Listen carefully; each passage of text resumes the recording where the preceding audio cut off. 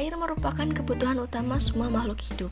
Secara biologis, air dimanfaatkan untuk pengisi cairan sel dan sangat berperan dalam metabolisme makhluk hidup. Air juga dibutuhkan dalam proses pembentukan darah, hormon, enzim, serta berperan sebagai media transportasi dan detoksifikasi. Dalam kehidupan manusia sehari-hari, peran air juga sangat penting. Selain dikonsumsi, air juga digunakan untuk berbagai keperluan seperti memasak, mandi, mencuci, dan lain sebagainya. Kenyataannya, di beberapa daerah, kebutuhan akan air bersih berbanding terbalik dengan ketersediaan air itu sendiri. Beberapa daerah harus diberi pasokan air bersih dari daerah lain.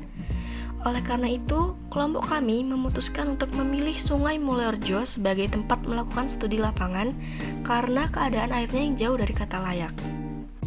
Berdasarkan masalah tersebut, maka dibutuhkan suatu bahan untuk menjernihkan dan meningkatkan kualitas air.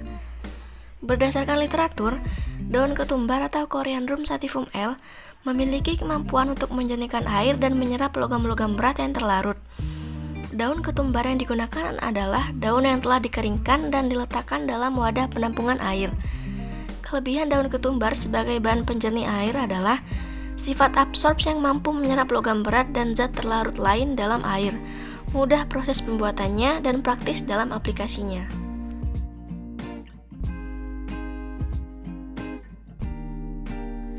Selain sebagai bumbu masakan, tanaman ini juga dimanfaatkan sebagai antimikroba, antifungi, dan antioksidan. Tanaman ketumbar memiliki kandungan esensial oil yang berupa senyawa apligatik aldehid seperti dikonal, dekanal, klinix, dan hidrokarbon. Senyawa tersebutlah yang memiliki manfaat sebagai antimikroba dan antioksidan. Aplikasi essential oil daun dan biji ketumbar mampu menghambat pertumbuhan bakteri tersebut. Daun ketumbar juga memiliki sifat sebagai bioabsorbs. Cara kerja daun ketumbar sebagai bioabsorbs adalah dengan cara melakukan pertukaran ion. Proses absorbs materi terlarut dari air mengakibatkan perubahan pada sifat kimia air. Perubahan itu meliputi perubahan suhu dan pH air. Berdasarkan tabel, dapat diketahui bahwa terjadi penurunan suhu rata-rata air yang telah diberi daun ketumbar. Penurunan rata-rata sebesar 3,4 derajat Celcius, sedangkan pH air yang telah diberi daun ketumbar mengalami kenaikan menuju angka normal. Adapun langkah-langkah selengkapnya adalah sebagai berikut. 1. Pembuatan simplisia daun ketumbar. Daun ketumbar dipetik yang sudah dewasa, kemudian dicuci, ditiriskan, kemudian diangin-anginkan di tempat terbuka. Proses pembuatan simplisia membutuhkan waktu kurang lebih 1 minggu. Daun ketumbar yang siap pakai adalah daun ketumbar yang sudah benar-benar kering. 2. Pembuatan wadah simplisia. Simplisia yang telah siap digunakan harus ditempatkan dalam wadah khusus.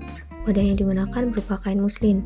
Simplisia daun ketumbar dimasukkan ke dalam kain muslin kemudian dijahit atau diikat.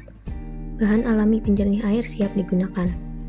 Pengaplikasian bahan penjernih air ini cukup mudah. Hanya menempatkan simplisia tersebut dalam wadah yang telah diisi air, maka bahan penjernih air tersebut akan bekerja untuk menyerap logam berat dan zat-zat terlarut lain dalam air. Penggunaan simplisia daun ketumbar maksimal dalam 2 kali penggunaan. Seterusnya harus diganti dengan simplisia yang baru. Kelebihannya adalah biaya yang murah dan kesediaan daun ketumbar yang melimpah. Dan kekurangannya adalah skalanya terlalu kecil dan simplisia hanya dapat digunakan 2 kali, jadi harus memiliki banyak simplisia.